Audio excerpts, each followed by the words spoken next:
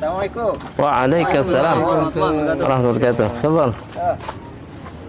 Ayah Asep. Masya Allah. Gimana sehat, Chef? Alhamdulillah, Ustaz. Alhamdulillah. Sehat-sehat. Masya Allah. Dari mana nu? Biasa. Ngasuh. Iya. Ngasuh, Masya Allah. Rutinitas. Bapak-bapak. Masya Allah. Oh iya. Berpahala, insya Allah. Asep.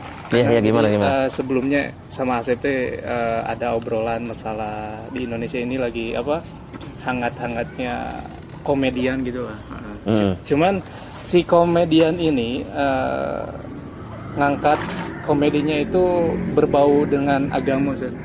Oh, jadi itu melecehkan agama gitu. Nah itu lebih ke situ. Cuma anak ngobrol dengan Asep itu belum menemukan kesimpulan. Nah, hukumnya gimana sih itu, gitu ya? Bagusnya Asep aja yang nanya ke Ustaz kayaknya. Oh, Masya Allah. Kayak gitu, Ustaz. Jadi gimana sih hukumnya gitu?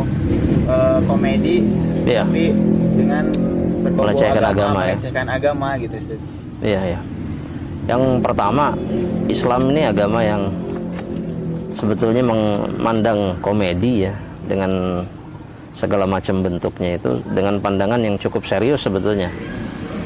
Rasulullah Shallallahu Alaihi Wasallam itu menyampaikan ancaman ya, untuk orang-orang yang bercanda, berdusta untuk membuat orang lain tertawa. Kata Rasulullah SAW, fawailul lahum, kata Rasulullah, celaka itu buat mereka. Jadi memang Rasul bahkan pernah ngomong sama para sahabatnya sampai lau alimtum, ya kalau kalian tahu apa yang aku tahu, la dhahiktum qalila, kalau kalian punya ilmu tentang akhirat, tentang apa yang akan terjadi, kalian akan tertawa sedikit. Wala bakaitum katsira, kalian juga akan setelah itu akan banyak menangis karena Allah Subhanahu wa taala. Artinya kita memang dianjurkan sedikit tertawa tuh. Apalagi jika komedi itu kemudian dicampur adukkan dengan agama. Yang anak maksud dengan campur aduk tuh orang sekarang ini kan menganggap agama itu sebagai perkara yang sepele itu ya. Bercanda atau apapun lah, ngolok-ngolok, kadang-kadang yang jenggotan seperti antum-antum ini kan biasanya jadi bahan olok-olok lah biasanya. Artinya mereka tahu atau mungkin mereka tahu mungkin tidak ya, tapi pada dasarnya ini sudah dikenal lah ma'ruf ya, jenggot itu sebagai bagian dari syariat Islam. Ya baik mereka meyakininya atau tidak, ini tidak patut dijadikan bahan candaan. Nah, subhanallah, yang seperti ini atau perbuatan-perbuatan yang seperti ini tuh ini sering dilakukan kalau di zaman Rasulullah SAW itu oleh orang-orang munafik. Ya, ketika dalam satu riwayat yang sahih, sebagian orang munafik dalam satu peperangan itu membuat atau menjadikan Rasul dan para sahabatnya sebagai bahan olok-olok. Berarti sudah ada di zaman Rasul ya? Dari zaman Rasulullah SAW sudah ada. Bahkan Allah Subhanahu wa taala kemudian mengatakan ketika mereka didengar kalimatnya oleh seorang sahabat, dilaporkan kepada Rasulullah SAW. Kemudian Allah menurunkan firman-Nya, "Qul abillahi wa rasulihi ya kuntum tastahzi'un." Apakah dengan Allah ataupun dengan Rasulnya atau ayat-ayat Allah Subhanahu wa taala kalian menjadikannya sebagai bahan olok-olok? Kemudian Allah mengatakan, "Qad kafartum ba'da imanikum." Kalian sudah kufur tuh setelah keimanan kalian. Jadi memang jangan menjadikan agama sebagai bahan olok-olok, ini perkara berat gitu ya. Tapi boleh kan Ustaz sebenarnya kalau bercanda? Bercanda di dalam Islam itu boleh jika jujur, jika benar yang dikatakannya, kemudian tidak berlebihan. Asal jangan ngolok-ngolok aja ya.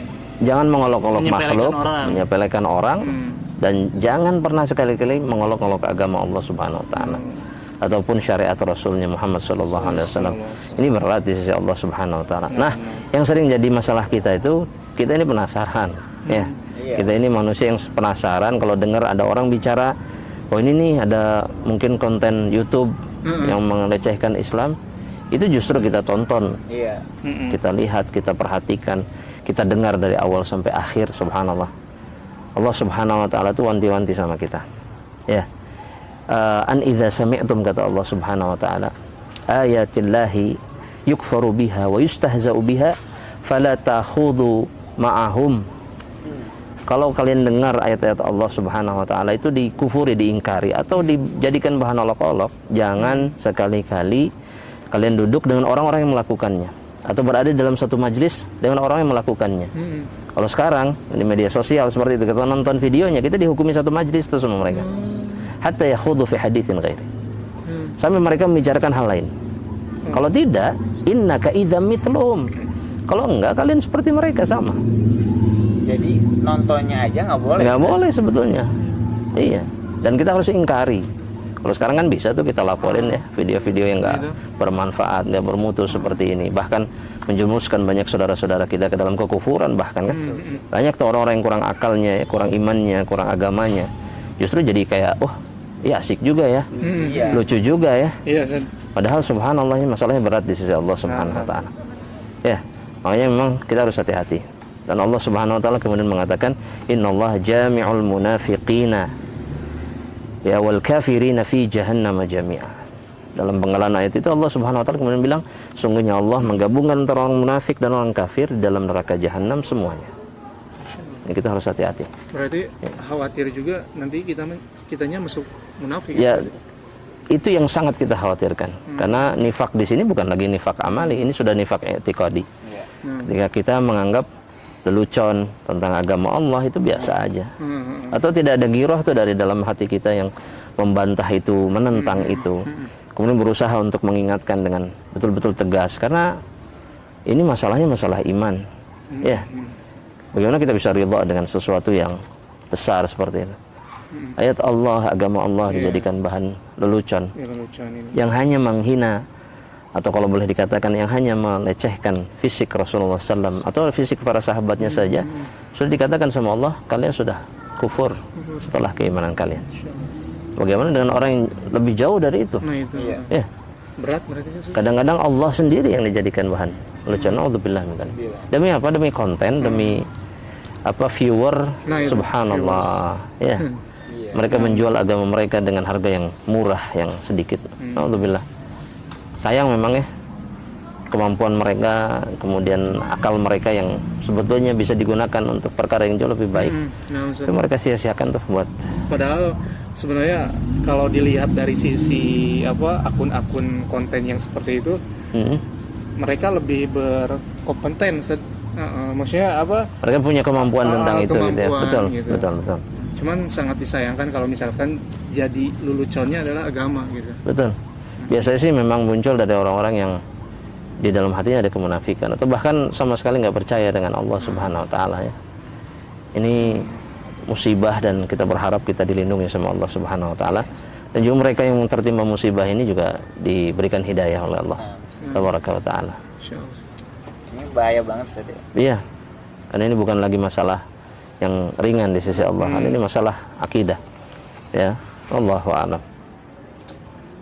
Jadi Ustaz termasuk ke bab pembatal keislaman ya? Iya, jelas. Ya, jika disadari misalkan oleh pelakunya ataupun misalkan orang-orang yang mendukung dalam hal tersebut, apa yang harus mereka lakukan gitu, ataupun kita lakukan ketika mengetahui bahwa ini bisa mengeluarkan kita dari keimanan atau keislaman? Ya, ya tentunya mereka yang melakukannya bertobatlah kepada Allah. Jika mereka tahu ya mereka harus mengulang keislaman. Karena banyak orang yang sadar sebetulnya, bahkan dengan terang-terangan, dengan penuh kesadaran mereka mengucapkan, melakukan itu. Ini sudah jelas, para ulama sangat tegas dalam masalah ini. Tapi bisa jadi juga mereka, sebagian dari mereka mungkin juga tidak paham ini hukumnya seperti apa. Apa yang harus dilakukan? Dia bertobat kepada Allah Subhanahu Wa Taala. Cukup bertobat aja. Bagi orang yang tidak tahu. Tapi bagi orang yang menyadari ini sebagai bentuk kekufuran, itu membatalkan Islam, mereka mengulang Islam. Iya. Berarti syahadat lagi. Karena ini berbahaya. Ya, ini menggugurkan. Butuh saksi juga syahadatnya? Tidak, wallah, yang sepanjang yang anak ketahui dari penjelasan para ulama, syahadat itu bisa dilakukan tanpa dipersaksikan oleh siapapun. Ya. Cuman kalau yang pakai saksi itu yang pertama, kalau yang dari mu'alaf itu baru pakai saksi. Baik yang awal pun tidak.